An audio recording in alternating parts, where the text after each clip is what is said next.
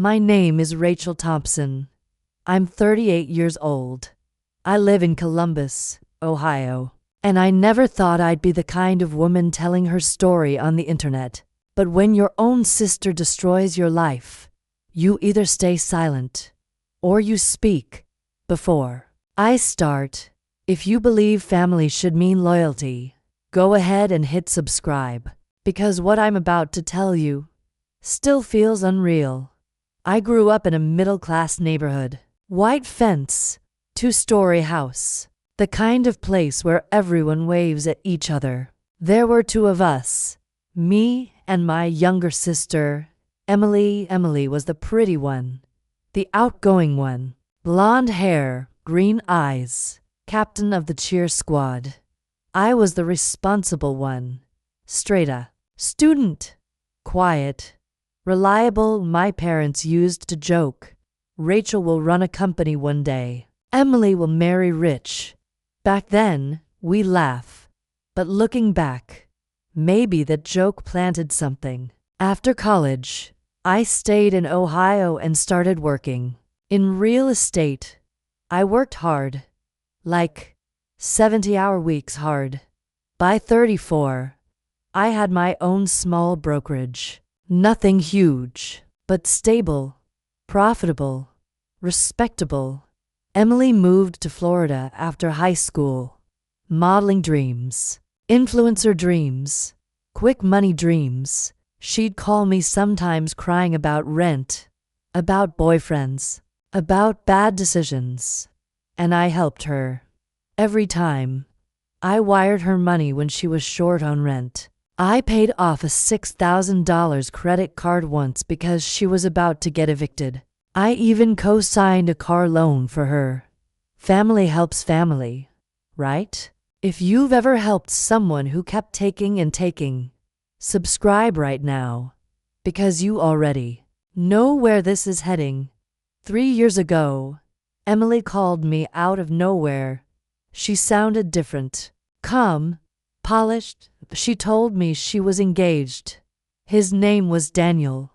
Rachel, he's amazing. He invests in startups. He wants to expand into real estate. I told him about you. I felt proud. For the first time, she wasn't asking for money. She was offering opportunity. Daniel flew to Ohio 2 months later.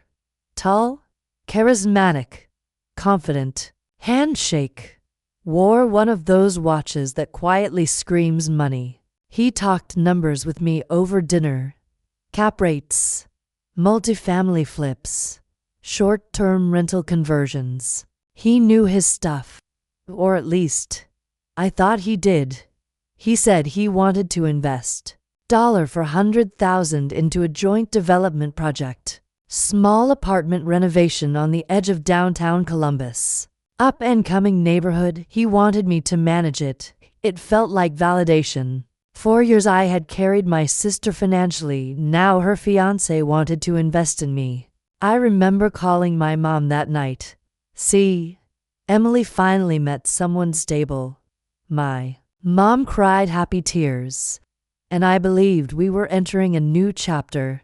We formed an LLC together. 50% Daniel, 50% me. Emily wasn't officially part of the business, but she kept inserting herself into conversations, asking about budgets, timelines, design choices. I ignored the red flags because I wanted it to work. Construction started smoothly. Daniel transferred the initial $100,000 investment. Everything looked legitimate. Contracts signed. Permits approved. Then, small things started happening.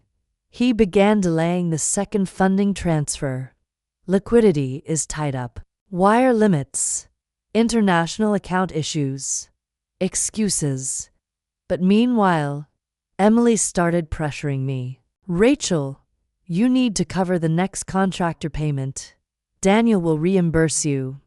I hesitated, but contractors were threatening to pause work, and delays cost money, so I used $75,000 from my company's emergency reserve, just temporary. Just bridging the gap. You see how this starts. It never explodes immediately.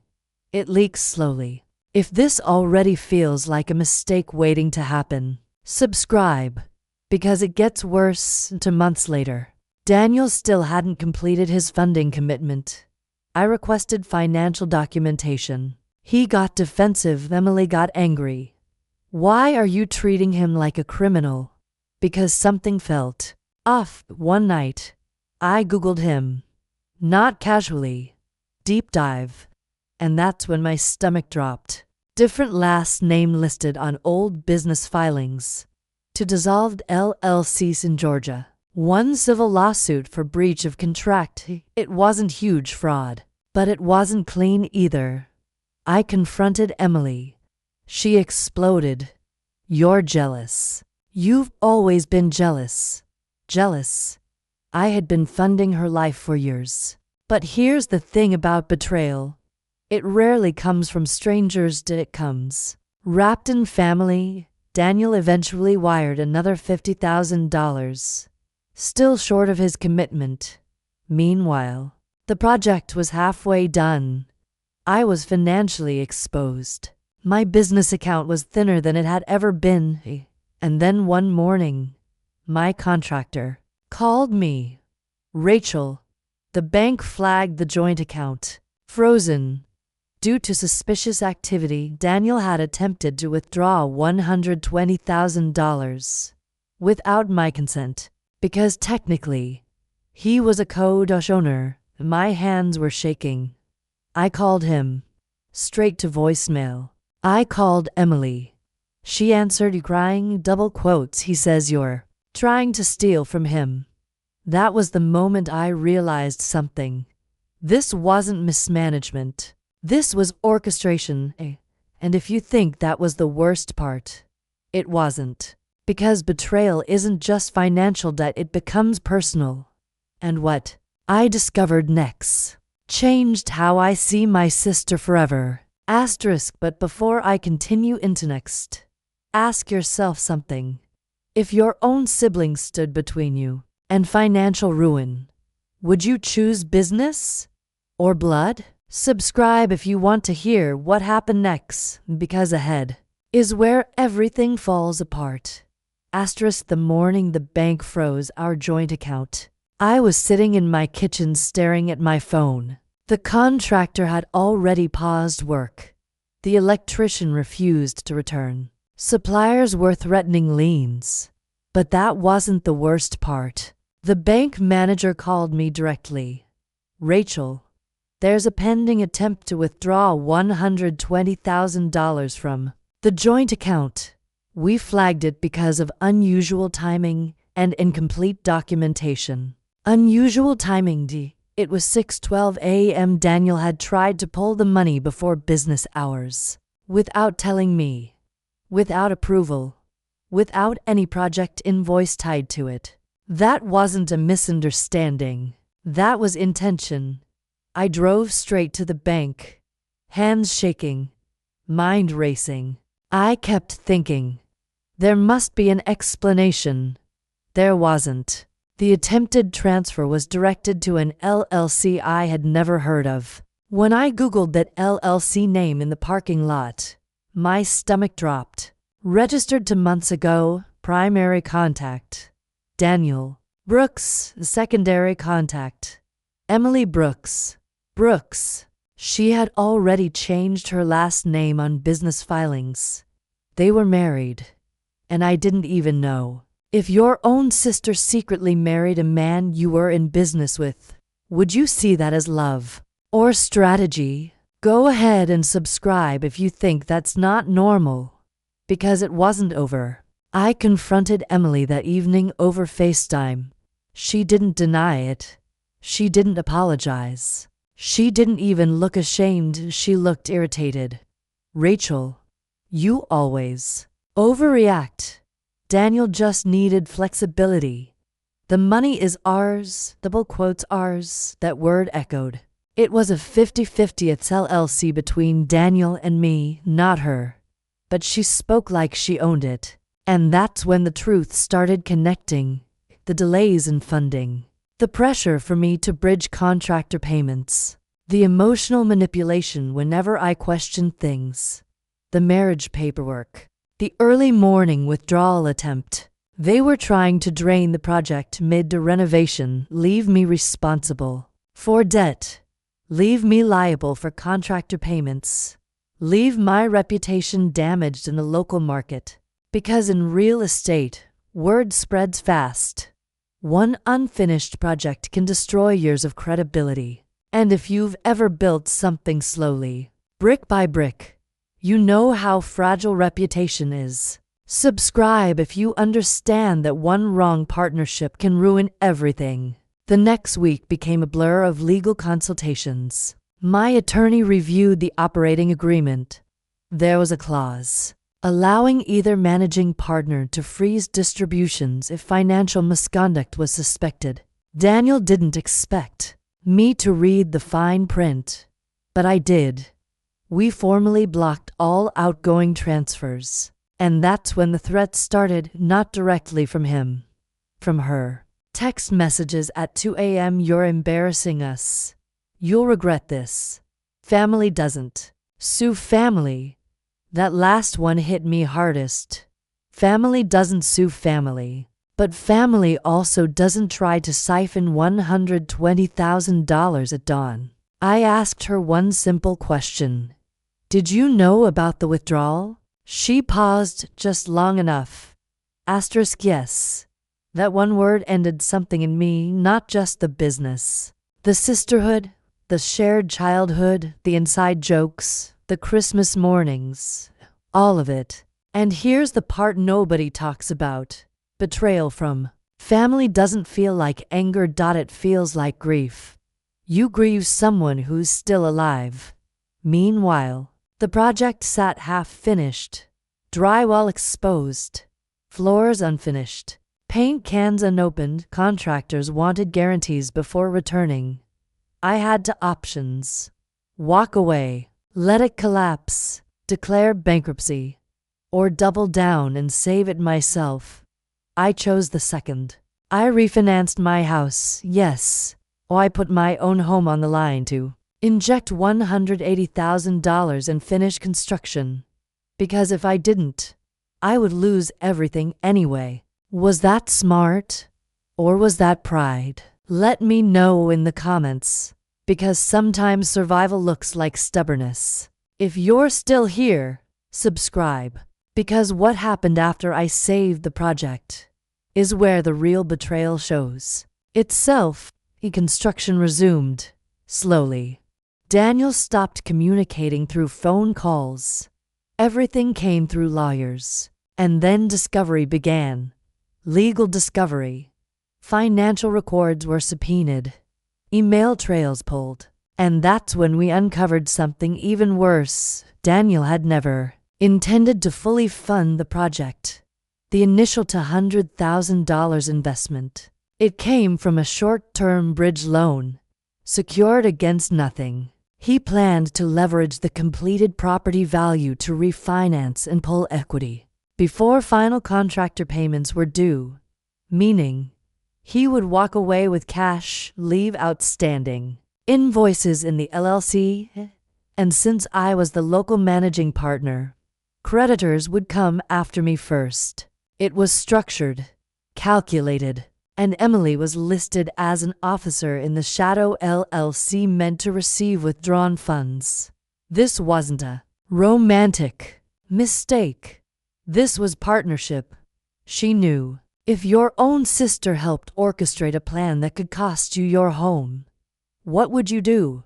Comment below, because I still question my reaction. But the final blow hadn't even landed yet, because while I was fighting legally, she was telling our parents a completely different story. And when I found out what she said about me, that's when everything shattered. Next is where the family chooses sides. And trust me, that part hurts more than the money ever did. Subscribe if you want the full truth, because the worst betrayal isn't financially, it's emotional.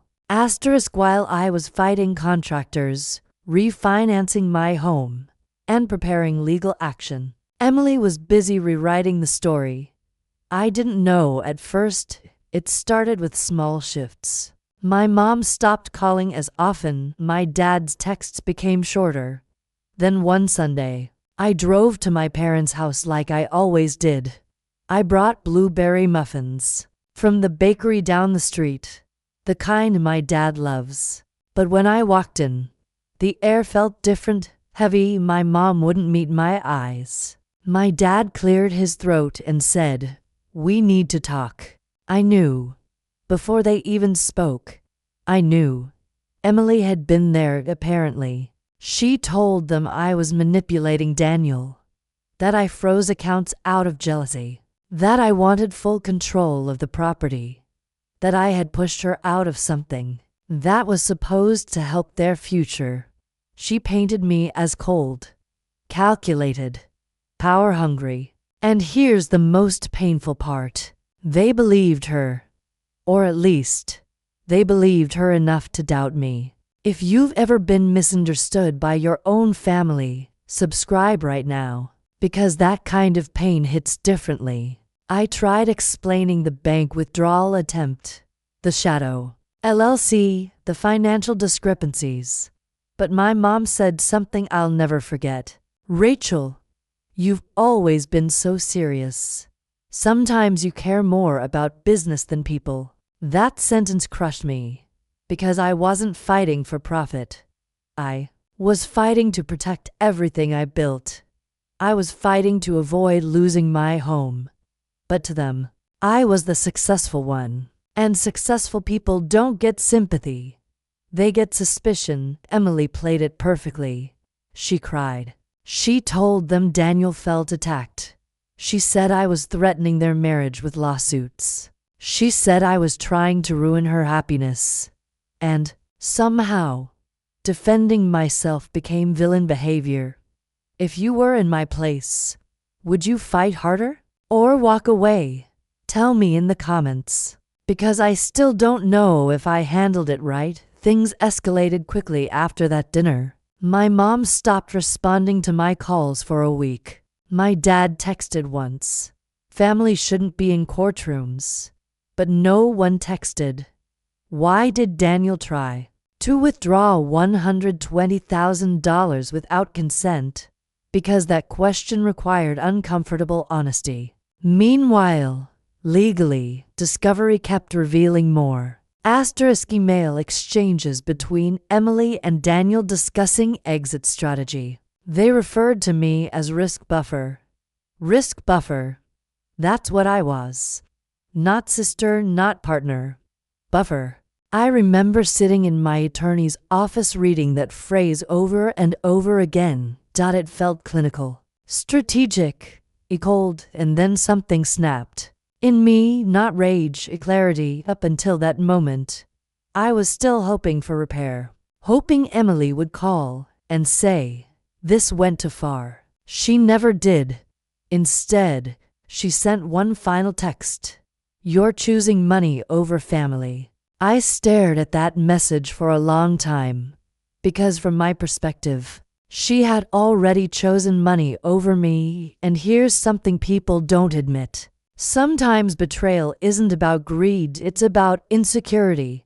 Growing up, Emily always compared herself to me. Teachers praised my discipline. Parents trusted my responsibility. Relatives asked me for financial advice.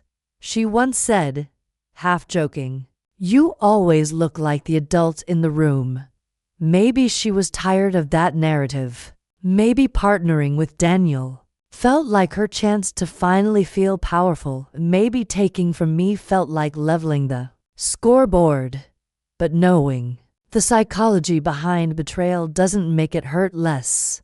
The lawsuit officially moved forward. Daniel attempted settlement mediation. He offered to buy me out of the project for less than half of what I had invested. I refused, because this was no longer about ROI. It was about principle. If you've ever stood on principle even when it cost you peace, subscribe. Because standing alone is expensive. The project was finally completed 6 months later. Fully renovated. All units leased. Cash flowing.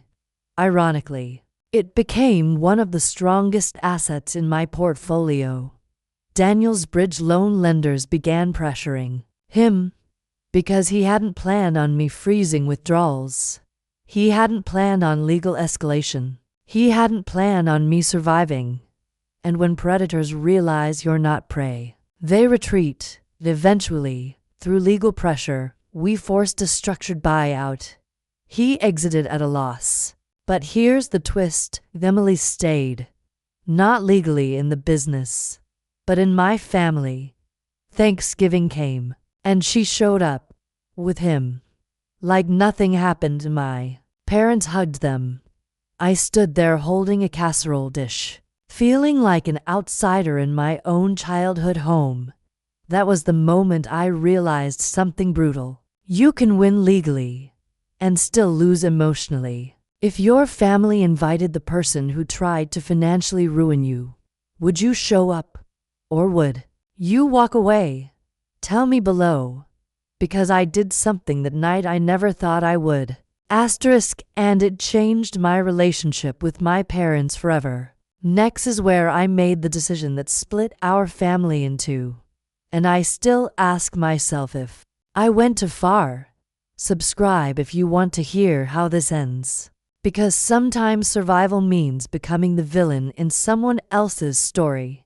It was Thanksgiving. The house smelled like cinnamon and roasted turkey. My mom had set the table exactly the way she always does. Gold napkin rings. The china she only uses twice a year. Name cards handwritten in blue ink. And there it was. Daniel. Right across from me. Like nothing had happened. Like he hadn't tried to drain our business account at 6 a.m. Like my sister hadn't helped orchestrate an exit strategy. Like I hadn't refinanced my home to survive. They walked in smiling. Emily hugged my mom. Daniel shook my dad's hand. When he saw me, he gave that same polished half smile. The one that used to make me think he was confident. Now I knew it was calculation. If you've ever had to sit across from someone who betrayed you while everyone pretends it's normal, subscribe, because that silence is suffocating. Dinner started awkwardly. Small talk. Weather. Football. Recipes. No one mentioned the lawsuit. No one mentioned the Shadow LLC. No one mentioned the emails calling me a risk buffer. At one point, my mom said, "Let's just be grateful we're all together," double quotes together. That word felt heavy. I tried. I really did. I tried to swallow my pride. I tried to be civil. I tried to act like this was a misunderstanding. But halfway through dinner, Daniel leaned back and said something that changed everything. "Well, at least the property ended up doing well. So I guess everything worked out. Worked out. I refinanced my home. I drained my reserves. I spent 6 months under legal stress. I lost trust in my sister. I strained my relationship with my parents. And it worked out." I looked at Emily. She didn't correct him. She didn't apologize. She didn't even look uncomfortable. She looked satisfied. That's when I understood something painful. She didn't regret what happened. She regretted that it failed. If you're still listening, subscribe. Because this is the moment I stopped trying to keep the peace. I stood up. My chair scraped loudly against the hardwood floor. Everyone froze. I wasn't yelling. I wasn't crying. I was calm, and sometimes calm is more terrifying than anger. I looked at my parents first. "I love you both. But pretending this didn't happen doesn't make it disappear." Silence. I turned to Daniel. "You tried to pull $120,000 out of a joint account without consent. That's not a misunderstanding. That's intent." He opened his mouth. I didn't let him speak. Then I looked at Emily. You knew. 2 words. She shifted in her seat. Rachel, not tonight. Not tonight.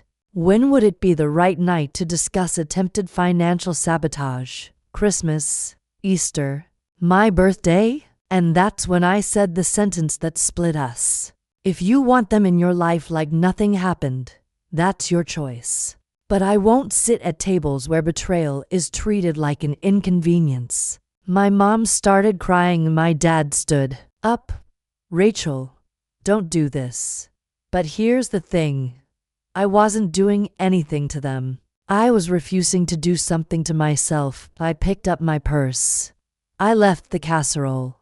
I walked out.